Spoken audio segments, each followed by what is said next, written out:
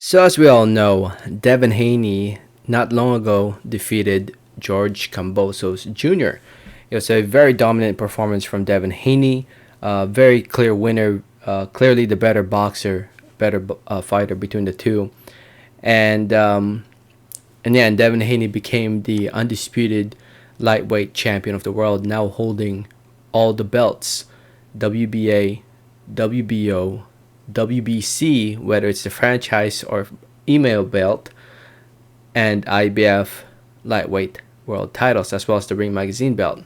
All the belts now belong to Devin Haney. He is the number one fighter at 135 pounds, one of the top fighters in the world today at the early age of, I believe, 23. He's still in his early 20s. Very young fighter who has a very, very long and bright future ahead of him. So anyway, to those who don't know, this fight between Haney and Kambosos had a rematch clause. Basically, it's an agreed upon.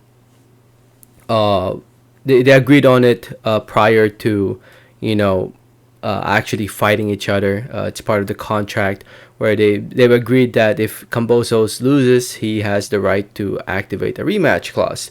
And if he does activate it, Devin Haney has no choice but to fight him, because if he doesn't, he could get sued big time.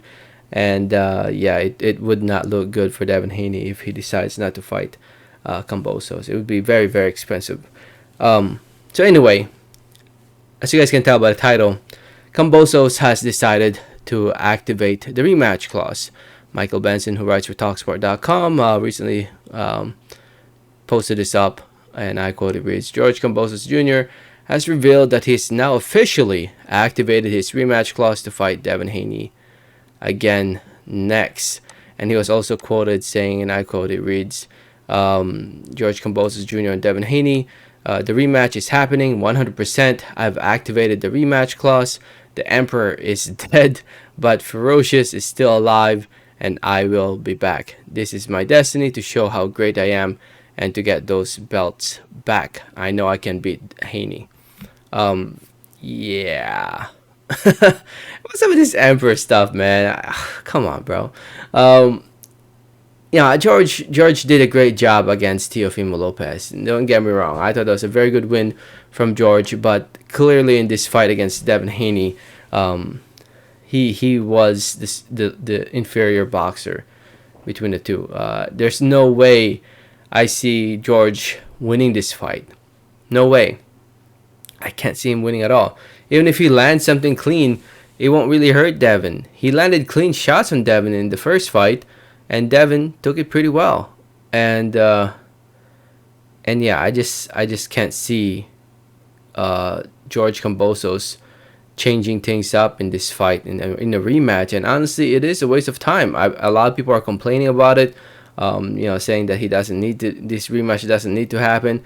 And I agree, it does not need to happen. And it's happening again over in Australia. Chances are it will be on regular ESPN again. And I don't even know if this is going to sell in Australia. I mean, after watching the first fight, I feel like not many people will tune in or buy tickets to watch this fight, because the first fight was very one-sided. Kambosos was not competitive at all. So I just can't see how a rematch can sell. And, it really does not make sense in terms of competitiveness and, an economic point of view. But still, with that being said, this is sport of boxing. Rematch clauses exist for a reason, and, this is why it's happening. It gives an opportunity for the A side to kind of, rebound from it and try to avenge that loss.